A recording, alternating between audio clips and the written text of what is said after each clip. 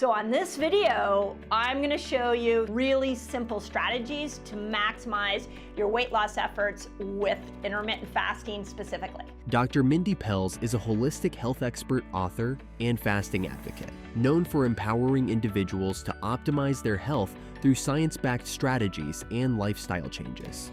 We're going to start off this concept of maximizing weight loss, accelerating weight loss with fasting with two really key principles. Okay, first is called metabolic flexibility. You have two energy systems. One where your body will make energy from the foods you eat. The other one is your body will make energy from the fat it burns. When you look at these two energy systems, we call this one a sugar burner, this one a fat burner. Now, when you first hear that, it makes perfect sense to think, well, if I want to lose weight, I just want to be a fat burner all the time. And a lot of you are discovering that once you switch over into fat burning mode, you start dropping weight. So you just want to stay over there.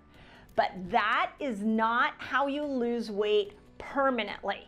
If you want to lose weight permanently, you're going to need to switch in and out of these two states. And I'll show you and talk about how we do that in a moment. Okay, so that's key principle. Metabolic flexibility refers to the body's ability to seamlessly switch between burning carbohydrates and fats for energy, depending on availability and energy demands. This adaptability is essential for maintaining balanced energy levels, optimizing physical performance, and supporting overall metabolic health. When the body is metabolically flexible, it can efficiently use glucose during periods of high activity and rely on fat stores during fasting or low-intensity activities. Poor metabolic flexibility, often associated with conditions like insulin resistance or chronic inflammation, can lead to fatigue, weight gain, and other health issues. Cultivating metabolic flexibility through strategies like balanced nutrition, regular physical activity, and intermittent fasting can improve energy efficiency, enhance endurance, and support long-term health and vitality. Second key principle is that fat is literally saving your life. So think of fat, instead of always villainizing it and saying mean things to yourself when you look at your fat,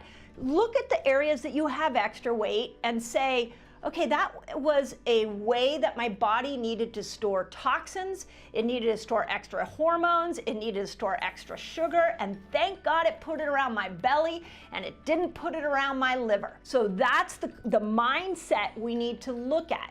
So as we start to drop weight with fasting, we've got to open up the detox pathways so the body knows how to get rid of this excess.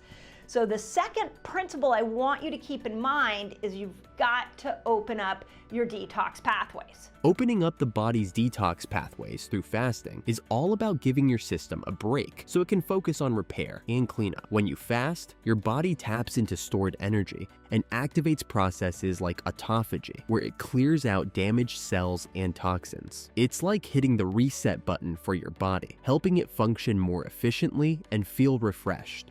Okay, with those two principles out of the way, first, if you want to improve metabolic flexibility, you're going to need to vary your fasts.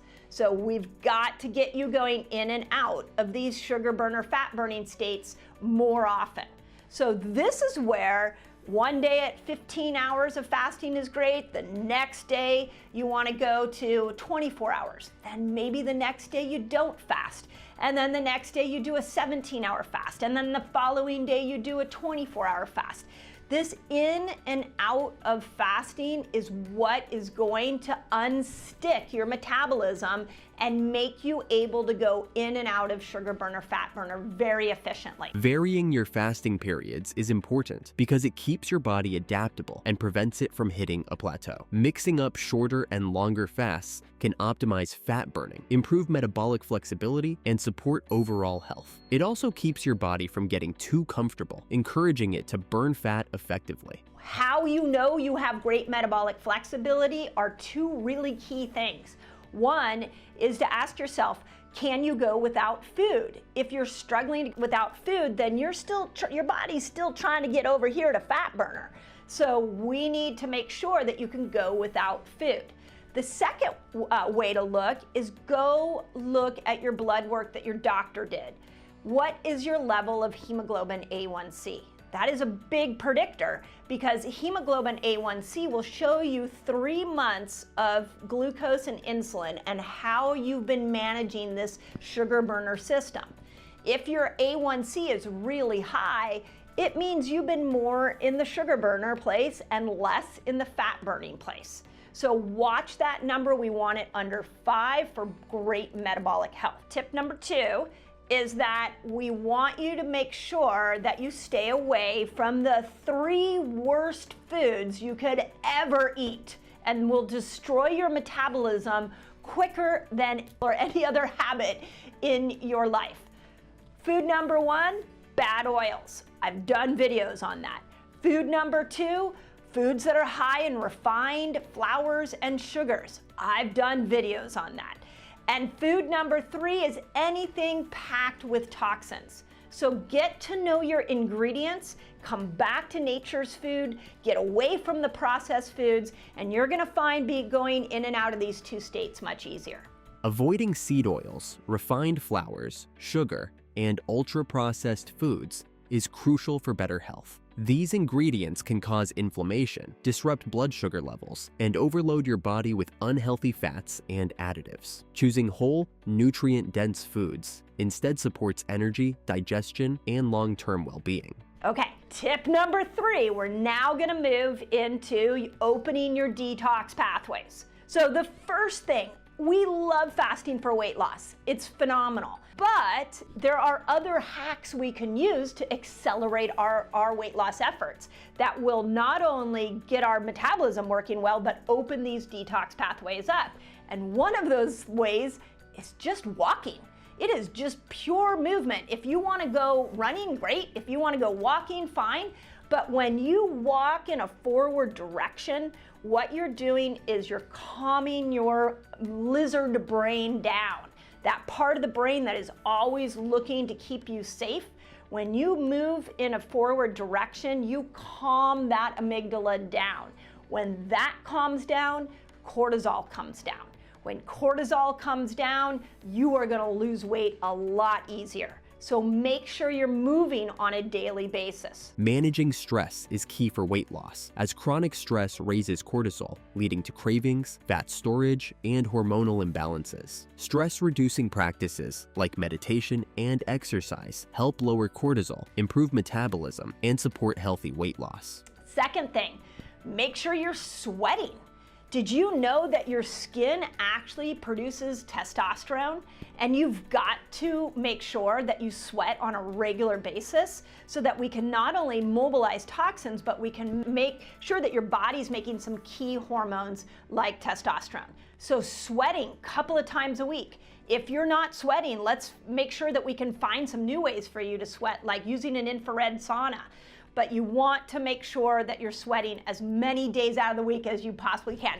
Every day wouldn't be the end of the world. Using a sauna can aid weight loss by boosting your metabolism, improving circulation, and promoting detoxification through sweating. Regular sauna sessions may also reduce stress and support recovery, helping your body function optimally for fat burning. Okay, tip number 3, you gotta hydrate.